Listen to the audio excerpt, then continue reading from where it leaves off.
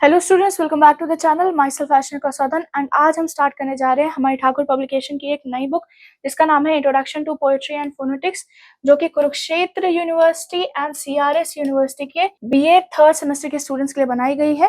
Chapter start करने से पहले हम जरा देख लेते हैं कि हम इस बुक में आपको क्या क्या देखने को मिलेगा। इस बुक में आपके दो कोर्सेज हैं जिनको डिस्कस किया गया है। फर्स्ट आ जाता है आपका कोर्स कोड है आपका B23ENG301 एंड कोर्स टाइप आ जाता है आपका CC3/MCC4 एंड सेकेंड कोर्स है जो आ जाता है आपका इस सी बुक में, उसका कोड है B23ENG303 एंड कोर्स टाइप है MDC3। ओके, सो जल्दी से देख लेते हैं यूनिट्स कौन कौन सी हैं। पहले हम बात करते हैं 301 की। इसमें आपकी फर्स्ट यूनिट में 6 पोएम्स है। पहली पोएम आ जाती है आपकी तोरो दत्ता की सीता, फिर आ जाती है हेनरी डोरोजियो की to India my native land, इसके बाद आती है विलियम शेक्सपियर की my mistress's eyes are nothing like the sun, उसके बाद आ जाती है रविंद्रनाथ टैगोर की where the mind is without fear, फिर आ जाती है सरोजिनी नायडू की सॉन्ग ऑफ अ ड्रीम, उसके बाद आ जाती है निसिम इज़ाइकिल की नाइट ऑफ द स्कॉर्पियन। ये आ जाता है आपका फर्स्ट यूनिट। अब देखते हैं जरा सेकेंड यूनिट। सेकेंड यूनिट में अगेन 6 पोएम्स आ जाती हैं आपकी। फर्स्ट पोएम जाती है जॉन मिल्टन की ऑन हिज ब्लाइंडनेस, फिर आ जाती है विलियम वर्ड्सवर्थ की the solitary reaper, Robert Browning की my last duchess, W.B. Yeats की when you are old, Harkin की एन एरुंडल, एंड इसके बाद आ जाती है रॉबर्ट फ्रॉस्ट की the road not taken. Unit 3 and unit 4 phonetics को डिस्कस कर रहे हैं एंड यूनिट 3 में बात करेंगे ऑर्गन ऑफ स्पीच की and description of speech sound, vowels and consonants, and unit 4 में हम डिस्कस करेंगे transcription of words and word stress. Okay, अब जल्दी से चलते हैं हमारे सेकेंड कोर्स में। इसमें कुछ पोएम्स तो फर्स्ट कोर्स जैसे ही हैं, सेम ही है, बट कुछ पोएम्स हैं जो डिफरेंट, जैसे सीता फर्स्ट कोर्स में भी, इसमें भी है। Where my mind is without fear, ये भी फर्स्ट कोर्स में भी है एंड इसमें भी है। सरोजनी नायडू की उसमें अलग बुक है एंड इसमें जो पोएम है उसका नाम है द बैंगल सेलर। इज़ाकिल की पोएम सेम ही है, मिल्टन की पोएम भी सेम ही है, वर्ड्सवर्थ की पोएम भी सेम ही है, ब्राउनिंग की पोएम भी सेम ही है, ईट्स की भी पोएम सेम ही है। एंड यूनिट 3 और यूनिट 4 पूरी तरीके से दोनों कोर्सेज में सेम है। ओके, सो ये है आपका सिलेबस। सिलेबस डिस्कस हो गया। अब हम चलते हैं हमारे फर्स्ट चैप्टर पे। सो ये हमारा फर्स्ट चैप्टर तोरो दत्ता सीता एंड पोएम को डिस्कस करने से पहले हम जरा पोएटिस्ट को देख लेते हैं। तो तोरो दत्ता, इनको पॉपुलरली तोरो दत्ता के नाम से जाना जाता है, बट इनका एक्चुअल जो आप कह सकते हो फुल नेम जो है वो है इनका तारुलता दत्ता। ठीक है, ये एक इंडियन बंगाली पोएट है, नॉवेलिस्ट है, एसेइस्ट है, ट्रांसलेटर है एंड पॉलीग्लॉट है।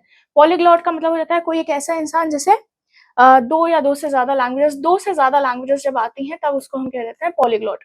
Okay, she was born on March 4, 1856 in a prosperous and prestigious Datta family of Rambagh, Kolkata. Okay, so Kolkata से बिलोंग करती हैं, एक प्रेस्टिजियस फैमिली से हैं। इनकी फैमिली में इनके फादर की जब हम बात करते हैं तो उनका नाम है गोविंद चंद्र दत्ता एंड इनके मदर का नाम है क्षेत्र मुनि मित्र। अब इनकी फैमिली जो है ये तो समझ में आ गया कि बहुत प्रेस्टिजियस है, मतलब अच्छी फैमिली से, वेल टू डू फैमिली से बिलोंग करती थी, एरिस्टोक्रेटिक फैमिली थी, फॉरवर्ड थिंकिंग रखती थी, वेस्टर्न पॉइंट ऑफ व्यू रखती थी एंड लिटरेरी लर्निंग को बहुत ज़्यादा प्रेफर करती थी। इवन इनकी मदर जो है वो लिटरेचर को बहुत ज़्यादा प्रेफर करती थी एंड इनके फादर ने कई सारी पोएम्स भी लिखी हैं, जिसमें एक पोएम इनकी बहुत ज़्यादा फेमस हुई थी जिसका नाम था द दत्ता फैमिली एल्बम, जो कि इन्होंने लंदन में पब्लिश कराई थी 1870 में।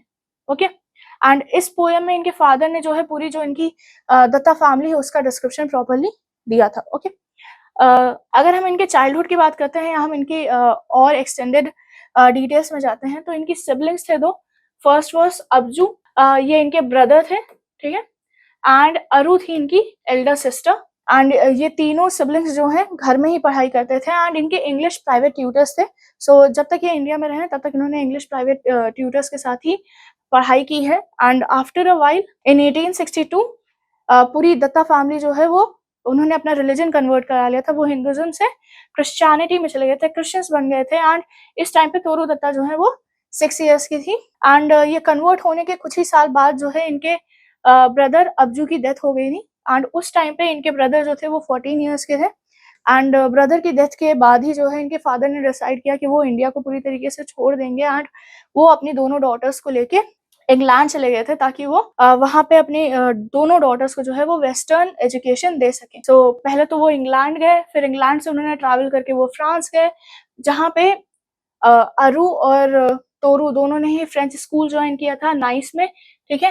एंड इसके बाद दोनों सिस्टर्स ने पेरिस विजिट किया, इटली विजिट किया, ठीक है। एंड वहाँ पे उन्होंने अपनी फ्रेंच लर्निंग को कंटिन्यू किया। एंड इसी दौरान जो है इन्होंने फ्रेंच पोएम्स बहुत सारी पढ़ी एंड उनको जो है फ्रेंच लैंग्वेज जब उनकी ग्रिप हो गई तब उन्होंने फ्रेंच पोएट्स को जो है या फ्रेंच पोएम्स को जो है वो इंग्लिश पोएम्स में ट्रांसलेट करना भी स्टार्ट कर दिया था। फिर कुछ ही सालों बाद जो है आप कह सकते हो 1 साल के अंदर ही वो लंदन वापस आ गए एंड इस टाइम पीरियड में दोनों सिस्टर्स ने जो है वो म्यूजिक और हिस्ट्री पे बहुत ज़्यादा फोकस किया एंड ये दोनों सब्जेक्ट्स या ये दोनों डिसिप्लिन्स पे उन्होंने कंट्रोल पाया। ओके, इसके बाद 1871 में जो है दत्ता फैमिली कैम्ब्रिज शिफ्ट हो गई, जहाँ पे 2 साल तक अरु और तोरू दोनों ने मिलके lectures of for ladies join किया एंड इसी दौरान जो है इनकी मुलाकात जो है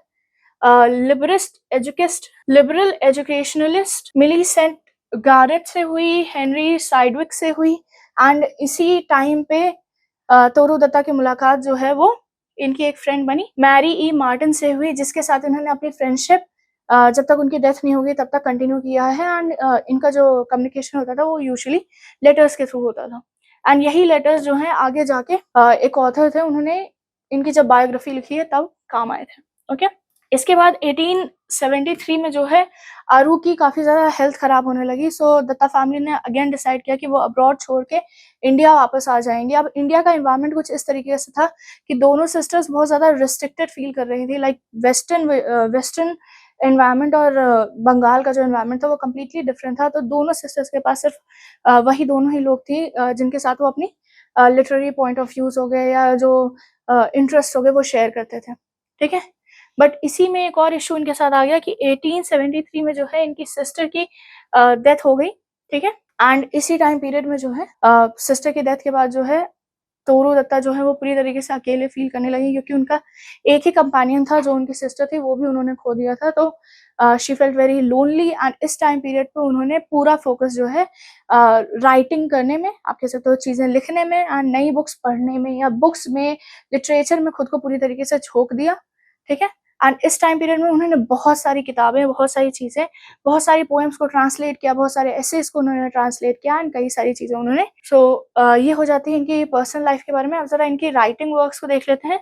तो सबसे पहली चीज़ जो इन्होंने पब्लिश कराई थी वो इन्होंने ट्रांसलेशंस पब्लिश कराए थे, फ्रेंच पोएम्स के ट्रांसलेशन पब्लिश कराए थे एंड ये उन्होंने लगातार 3 साल तक कराया था, लाइक मार्च 1874 से मार्च 1877 तक इन्होंने कराया था। 2 मैगज़ीन्स में इन्होंने कंटिन्यूअस कराया था। First was the Bengal magazine and second was the Calcutta review and इन दोनों मैगज़ीन्स में पोएट्स कॉर्नर था, जहाँ पे दत्ता जो है वो अपनी पोएम्स को पब्लिश कराती थी, अपने ट्रांसलेशंस को पब्लिश कराती थी।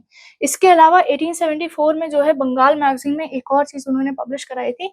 एक आप कह सकते हो एसे उन्होंने पब्लिश कराया था जिसका नाम था एन यूरोशियन पोएट एंड इसके अलावा 2 एसेज उन्होंने और पब्लिश कराए थे, जो कि उन्होंने फ्रेंच रोमांटिक पोएट थे उस टाइम के, लेकॉन्ट डी लीस एंड जोसेफिन सोल्रे, इन दोनों के नाम इन दोनों के एसेज आप कह सकते हो, इन दोनों रोमांटिक पोएट्स के बारे में उन्होंने अपने एसे में मेंशनिंग की थी, ठीक है। इसके अलावा इन्होंने पॉलिटिकल स्पीचेस भी ट्रांसलेट की थी, विक्टर ह्यूग की एंड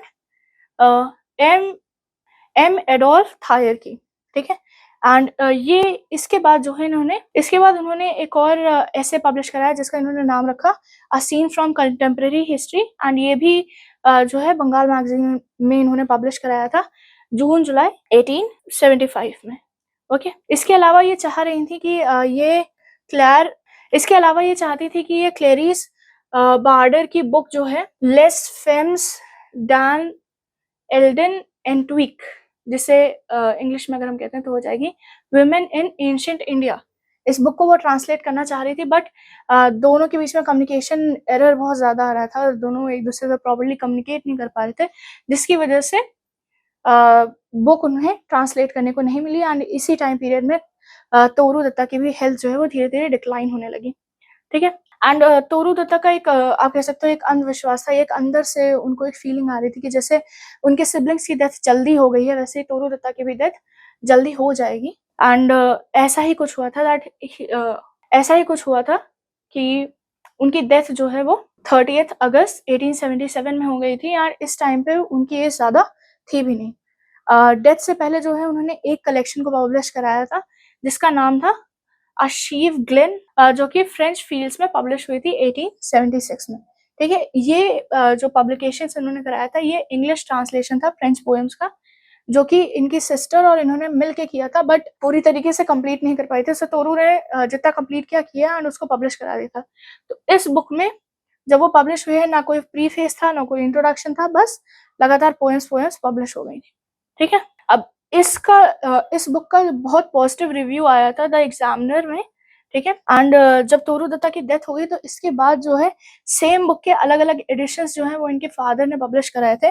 सबसे पहला एडिशन इनके फादर ने पब्लिश कराया साप्ताहिक संबंध प्रेस में, ठीक है, जो कैलकाटा में था 1878 में। एंड इसके बाद जो है इनकी 200 पोएम्स का कलेक्शन, आप कह सकते हो सेम बुक का थर्ड एडिशन जो है वो मेसर्स किंग पॉल ने लंदन में पब्लिश किया 1880 में। एंड इसमें जो है प्रीफेस भी ऐड किया गया एंड फ्रंट पीस भी ऐड किया गया।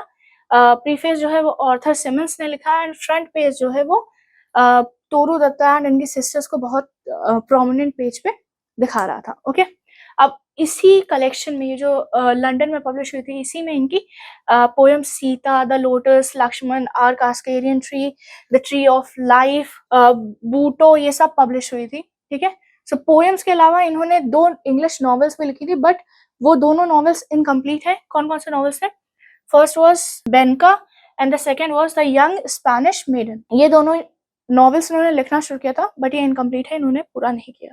इसके बाद बंगाल मैगजीन में जो है कई सारे इनकी आप कह सकते हो एक सीरीज लगातार पब्लिश हुई है, जिसमें इनकी पोएम्स पब्लिश हुई हैं, जो कि इनकी जो फ्रेंच नॉवेल थी उसका एक पार्ट था एल जर्नल डे मेटामोसा डे आरवे। एंड इसका पूरा कलेक्शन जो है वो इनकी डेथ के बाद फ्रांस में पब्लिश हुआ 1879 में, जिसका इंट्रोडक्शन जो है वो क्लेरिस बैगर ने लिखा था। ओके, इसी के साथ साथ इनकी जो है कई लोगों ने तारीफ किया, जो क्रिटिक्स थे उन्होंने बहुत ज्यादा अप्रिशिएट किया इन्हें। एंड इसी के चलते मेसर किंग पॉल ने अगेन इनकी एक पोएम पब्लिश की। मेसर किंग पॉल ने अगेन इनका एक कलेक्शन पब्लिश किया जिसका नाम इन्होंने रखा Asian ballads and legends of Hindustan. Okay, इसमें तोरू दत्ता की सारी ओरिजिनल पोएम्स आई और कुछ पोएटिक ट्रांसलेशंस आए। ठीक है, एंड ये पब्लिश हुई थी लंदन में 1882 में। अब तोरू दत्ता की डेथ के बाद जो है काफी टाइम बाद, लाइक 20th सेंचुरी में, अभी तो मैं बात करी थी 19th सेंचुरी की, लाइक इनकी डेथ जो है वो 1877 में हुई है, ये 19th सेंचुरी हो जा रहा है।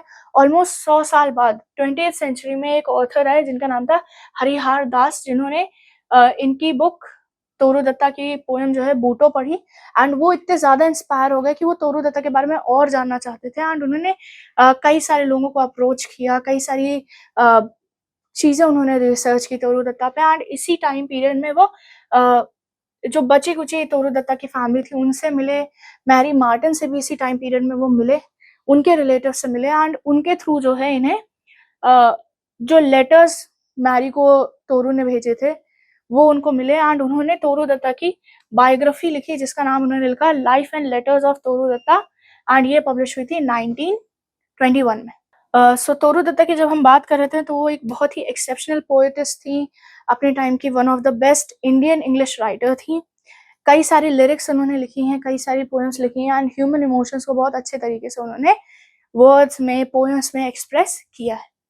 सो ये बात हो गई हमारी ऑथर, हमारी पोएटिस्ट की। अब हम चलते हैं उनकी पोएम सीता के एक्सप्लेनेशन पे। सो जब हम इनकी पोएम सीता की बात कर रहे थे तो इसमें इन्होंने एक सीन क्रिएट किया है जिसमें 3 बच्चे हैं, वो बैठे हुए हैं अपनी मदर के पास और उनकी मदर जो है वो सीता जी की स्टोरी बता रही है उन्हें। किस टाइम की? जब रामायण में सीता जी जो है सीता जी को पर्टिकुलरली एग्जाइल मिल गया था एंड वो ऋषि वाल्मीकि जी के आश्रम में रह रही हैं।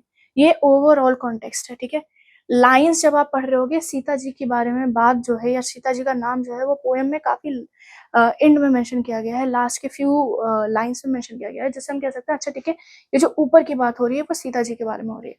ठीक है, सो इस बात का ध्यान रखिएगा। एंड इस पूरी पोएम में उन्होंने जो है बस चीज़ों को एक्सप्रेस करने की कोशिश की, अपनी फीलिंग्स को एक्सप्रेस करने की कोशिश की है। एंड पोएम की जो लास्ट की 2 लाइन्स है उसमें जो है उन्होंने एक रिटोरिकल क्वेश्चन भी खुद से किया है कि क्या ऐसा कोई टाइम रहा है जब मैंने ये सब चीज़ें की हैं। तो आप कह सकते हो कि इस पोएम के थ्रू वो अपनी चाइल्डहुड मेमोरीज़ को भी रिकॉल करने की कोशिश कर रहे हैं, या चाइल्डहुड मेमोरीज़ को इस पोएम के थ्रू वो रिकॉल कर रही हैं।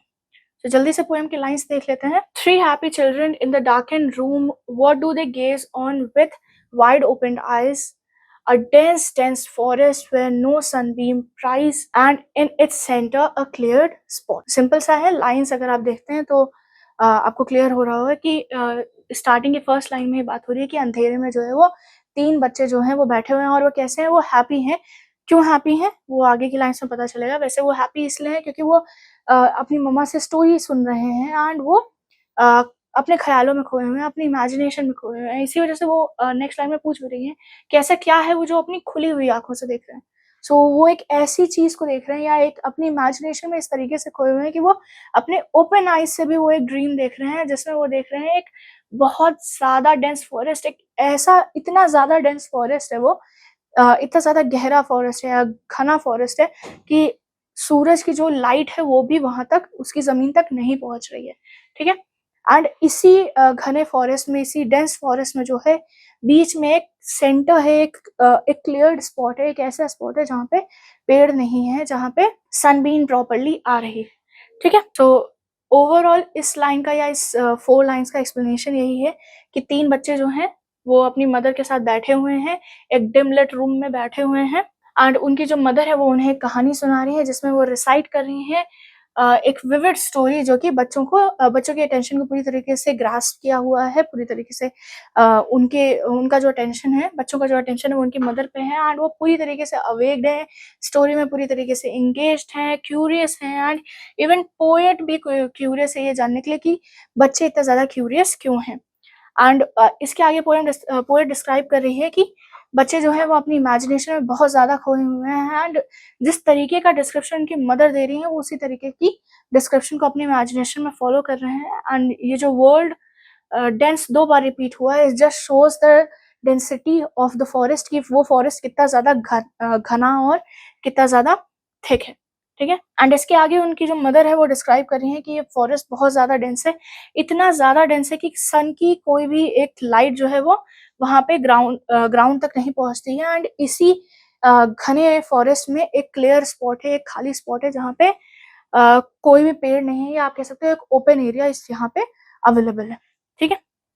सो ये हो गई 1 to 4 लाइन्स। अब हम चलते हैं आगे की 4 लाइन्स पे। सो आगे के लाइन्स है, there bloom tall trees there in quite lucid lake, the white swans glide there whirling from the break, the peacock springs their herds of wild deer race. So ये जो स्पॉट क्लियर स्पॉट है वो कैसा है, उसका description अगले की 4 lines में दिया हुआ है, एंड वहाँ पे कैसे दिया है कि वहाँ पे ब्लॉसम कर रही हैं या ब्लूम कर रही हैं, यानी कि खिले हुए हैं या उगे हुए हैं या प्रॉपर्ली ग्रोन है। कैसे? टॉल ट्रीज वहाँ पे बहुत सारे हैं, एक क्वाइट लूसिड लेक, यानी कि शांति भरी, बहुत ही खूबसूरत सी, आप कह सकते हो बहुत ही सीरीन लेक वहाँ पे है, जिसमें जो है व्हाइट स्वॉन्स जो हैं वो ग्लाइड कर रहे हैं, यानी कि व्हाइट स्वॉन्स जो हैं वो तैर रहे हैं। स्वॉन्स हंस को कहा जाता है।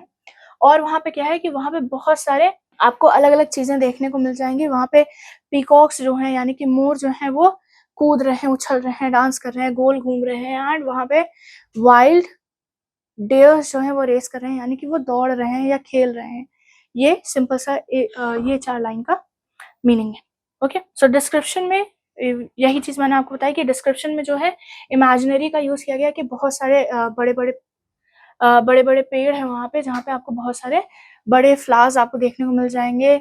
लश वाइब्रेंट पिक्चर दिखाई है फॉरेस्ट की, एक क्वाइट लूसिड लेक दिखाया है कि वहाँ पे बहुत शांति भरी लेक है, वहाँ पे बहुत ज़्यादा शोर-शराबा नहीं है, एंड इसी शांत और सीरीन एरिया में जो है सफ़ेद हंस जो है, व्हाइट स्वॉन्स जो हैं वो स्विम कर रही हैं, ग्लाइड कर रही हैं, और वो बहुत ही ग्रेसफुली ग्लाइड कर रही हैं, एंड ये सब सिम्बलाइज़ क्या कर रहा है? पीस और सेरेनिटी को।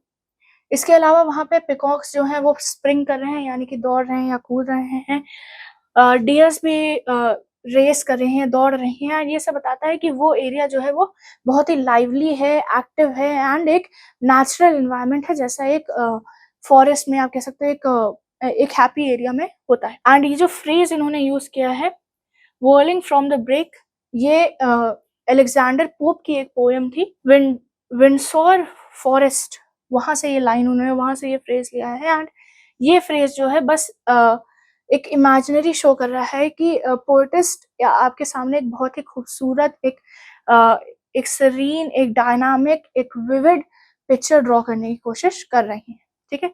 या पोएम की लैंग्वेज में कहेंगे तो जिस तरीके का डिस्क्रिप्शन मम्मा दे रही है, मदर दे रही है अपने बच्चों को, वो एक बहुत ही विविड, क्लियर, सरीन इमेज बच्चों के माइंड में पोर्ट्रे कराना चाह रही है। ओके, सो ये हो गई नेक्स्ट 4 लाइन्स। अब आगे की 4 लाइन्स पे चलते हैं। तो आगे की 4 लाइन्स आ जाती हैं। There patches gleam with yellow waving grains. There blue smoke from strange altars rise light. There dwells in peace the poet Anchor Knight. But who is this fair lady? अब next 4 lines में भी, even 3 lines में जो है उन्होंने description दिया है, ठीक है। तो वहां पे कैसा है कि वहां पे आपको ग्रेन्स ग्रो हुए मिल जा रहे हैं, पीले पीले, जो आप कह सकते हो कि जितने भी हमारे ग्रेन्स होते हैं वो जब पूरी तरीके से ग्रो हो जाते हैं तो वो येलो कलर का, एक गोल्डन कलर का शेड ले लेते हैं, वो है। इसके अलावा वहां पे बहुत सारे ऑल्टर्स हैं, यानी कि यज्ञ या हवन करने का वहां पे पूरा सेटअप बना हुआ है, जिसमें से ब्लू कलर का स्मोक लग रहा है, निकल रहा है। एंड वहां पे कौन ड्वेल कर रहा है, वहां पे कौन रह रहा है, वहां पे पीस रह रहा है। एंड ये एक आश्रम का डिस्क्रिप्शन दे रहे हैं। एंड ये आश्रम किसका है? पोएट एंक्रोनाइट। पोएट एंक्रोनाइट उस टाइम के कौन थे? एंक्रोनाइट एक आप कह सकते हो एक होली ऋषि को कहेंगे, ठीक है। एंक्रोनाइट का हिंदी ट्रांसलेशन ऋषि हो जाएगा, ऋषि मुनि को एंक्रोनाइट कह सकते हैं, ठीक है। अब कौन से ऋषि थे जो पोएट थे? तो ऋषि वाल्मीकि जो है रामायण उन्होंने लिखी थी, एंड वो एक पोएट एंक्रोनाइट थे, ठीक है। सो ये पूरा जो डिस्क्रिप्शन उन्होंने दिया, ये ऋषि वाल्मीकि के आश्रम का उन्होंने दिया है, ठीक है। अब इसके आगे लास्ट लाइन, मतलब ये जो लास्ट लाइन उन्होंने दे दी है, but who is this fair lady. अब यहाँ पे वो एक रिटोरिकल क्वेश्चन कर रहे हैं। रिटोरिकल क्वेश्चन वो क्वेश्चन आ जाते हैं जिसमें आंसर पता होता है, पर आप सामने वाले को समझाने के लिए क्वेश्चन कर रहे होते हैं। जैसे आपको पता है कि हाँ, सामने वाले ने कुछ गलत किया है, तो कभी कभी आप उसके मुंह से उगलवाने के लिए उससे आप क्वेश्चन करते नहीं हो कि सच में ऐसा कुछ है क्या। तो वैसे ही वो यहाँ पे भी कर रही है कि वो एक रिटोरिकल क्वेश्चन पूछ रही है कि ये फेयर लेडी कौन है, ठीक है। एक्सप्लेनेशन में वही चीजें मेंशन है जो मैंने आपको बताई, कि वहाँ पे वेवी ग्रेन्स हैं, पैचेस हैं जहाँ पे ग्रेन्स ग्रो हुए हैं। ये सजेस्ट करता है कि वहाँ पे कल्टीवेशन भी हो रहा है। एंड विल्डरनेस के बीच में जो है वो ह्यूमन एक्सिस्टेंस भी है, या ह्यूमन प्रेजेंस या ह्यूमन इन्फ्लुएंस भी है। इसके अलावा ब्लू स्मोक जो ऑल्टर से राइज कर रहा है, ये एक मिस्टिक या आप कह सकते हो सेक्रेट एनवायरनमेंट को शो करता है। एंड ये सब बताता है कि वहाँ पे रिचुअल्स और वर्शिप प्रैक्टिस बहुत ज्यादा होती थी। एंड ये सेक्लूडेड रेल्म है या सेक्लूडेड एरिया है, ओके। इसके बाद जैसे मैंने आपको कहा कि ये पूरा जो डिस्क्रिप्शन उन्होंने दिया, ये वाल्मीकि जी के आश्रम का उन्होंने दिया है, जहाँ पे सीता माता अपने एग्जाइल के बाद, जब उन्हें एग्जाइल मिला था, उसके बाद वो रहने आ गई। सो ये पूरा डिस्क्रिप्शन अभी तक की ऊपर की आप कह सकते हो 6 to 7 लाइन्स जो थी वो वाल्मीकि जी के आश्रम के बारे में बात कर रही थी। एंड लास्ट लाइन में जो है पोएटस ने एक रिटोरिकल क्वेश्चन दे दिया है, जिसमें उन्होंने आइडेंटिटी पूछ ली है एक फेयर लेडी की, जो वहाँ पे उस एरिया में बैठी हुई है, ओके। सो ये हो गई 4 लाइन्स। अब हम चलते हैं आगे की 4 लाइन्स में। सो नेक्स्ट 4 लाइन्स में दिया हुआ है, not in vain she weeps for lore at every tear she sheds, tears from 3 pairs of young eyes fall amain and bow in sorrow are the 3 young heads। सो अब इसमें जो है वो मतलब ये जो फेयर लेडी है वो क्या कर रही है उसके बारे में बोल रही है कि उसे कोई प्रॉब्लम नहीं है, कोई परेशानी नहीं है, पर वो बहुत ज्यादा रो रही है। हमें वजह नहीं पता, नॉट इन वेन, हमें वजह नहीं पता वो क्यों रो रही है, बट वो बहुत ज्यादा रो रही है। एंड जितने आंसू उस लेडी की आंखों से गिर रहे हैं, ठीक है, उतने ही आंसू जो हैं वो 3 pairs of eyes से गिर रहे हैं। 3 pairs of eyes कौन से हैं? वो 3 बच्चे हैं जो अपनी मम्मी की कहानी सुन रहे थे। तो जैसे जैसे वो लेडी अपनी उनकी मदर की स्टोरी में रो रहे हैं, वैसे वैसे ये बच्चे भी रो रहे हैं रियल लाइफ में। एंड दुख की वजह से कि वो लेडी इतना ज्यादा रो रही है, दुख की वजह से जो बच्चे हैं उनके शोल्डर्स झुके हुए हैं, उनकी गर्दन झुकी हुई है, और वो उस लेडी के दर्द को सिंपथाइज करते हुए रो रहे हैं, ठीक है। एक्सप्लेनेशन जल्दी से देख लेते हैं। सो इसमें इस एक्सप्लेनेशन में पोएटिस्ट ने बोला है कि फेयर लेडी प्रिज्यूमेबली, ठीक है, सीता माता है ये, प्रिज्यूमेबली शायद वो सीता माता है, मतलब मोस्ट प्रोबेबली वो सीता माता है एंड वो दर्द में है और वो रो रही हैं। बट स्टोरी के हिसाब से वो सिर्फ वो नहीं रो रही हैं, उनके साथ जो है वो 3 बच्चे भी रो रहे हैं जो इस स्टोरी को सुन रहे हैं एंड उनका जो सिर है वो झुका हुआ है एंड ऐसा सिर्फ इसलिए हो रहा है क्योंकि तीनों बच्चे जो है वो बहुत मासूम है, उनका दिल भी बहुत टेंडर है एंड वो उस लेडी के यानी कि सीता माता के दर्द को समझ पा रहे हैं एंड इसी वजह से उन्होंने अपना सर झुका के अपना दुख जो है वो प्रकट कर रहे हैं। ओके, नेक्स्ट 4 लाइन्स पे चलते हैं। सो नेक्स्ट 4 लाइन्स आ जाती हैं। It is an old story that ले which has evoked sad Sita from the past is by a mother sung this hushed at last and melts the picture from their sight away। तो अब यहाँ पे इस line में सीधा सीधा पोएटिस्ट ने बोल दिया कि ये जो कहानी इनकी मम्मा सुना रही थी ये बहुत बहुत पुरानी कहानी है जिसमें उन्होंने सीता माता के दुख के बारे में बताया है अपने बच्चों को एंड पूरा जो पास्ट है जब उनकी मम्मा ने जो है जो मदर है वो उन्होंने बता दिया एंड उसके बाद जो है जब उन्होंने अपने बच्चों को रोते हुए देख लिया तो वो स्टोरी को छोड़ के वो उनके बच्चों को हश करना यानी कि उनको रोकना शुरू कर दिया कि रो मत, उनको संभालना शुरू कर दिया एंड जैसे जैसे उनकी मम्मा जो है वो उन्हें संभाल रही हैं वैसे ही जो है जो उनकी मदर ने जो एक विविड डिस्क्रिप्शन दिया था, जो एक इमेजिनेशन के थ्रू उन्होंने दुनिया बनाई थी बच्चों ने, वो इमेजिनेशन की दुनिया उनकी आंखों से सामने से गायब हो रही है। ठीक है, एक्सप्लेनेशन जल्दी से देख लेते हैं। तो यहाँ पे भी वही चीज़ है कि पोएटिस्ट कह रही है जो स्टोरी मम्मा बता रही थी वो बहुत पुरानी स्टोरी है एंड ये काफ़ी समय पहले हो चुकी है, जनरेशन्स पहले हो चुकी है क्योंकि ये लेजेंडरी स्टोरी है सीता माता की एंड ये जो पॉज उन्होंने लिया है, ये जो डॉट्स डॉट्स दिखाई गए हैं, लाइन है सी संग is sung by a mother, इसके बाद बहुत ज़्यादा पॉज दिखाया गया है। तो ये बस इम्प्लीकेशन दे रहा है कि जो इनकी मदर स्टोरी बता रही थी वो स्टोरी उन्होंने रोक दी है एंड उसके बाद उस जो मदर है वो बच्चों को संभालने लगी हैं एंड जैसे मदर ने उनको संभालना शुरू किया है वैसे ये जो सीता माता का दुख है, उनका जो सौरव है वो बच्चों के माइंड से हट रहा है, वो जो विविड इमेज थी वो उनके माइंड से पूरी तरीके से हट रही है। बट ये जो सीता माता की इमेज है, उनके रोने की इमेज है, ये जो पूरी स्टोरी है ये बच्चों के सपनों में आने वाली है, ये एक बहुत लास्टिंग इम्पैक्ट जो है वो बच्चों पे छोड़ेगी। ठीक है, सो ये हो गई पोएम की लाइन्स। अब हम पोएम की लास्ट 2 लाइन्स में आ चुके हैं। ठीक है, लास्ट 2 लाइन्स जल्दी से देख लेते हैं।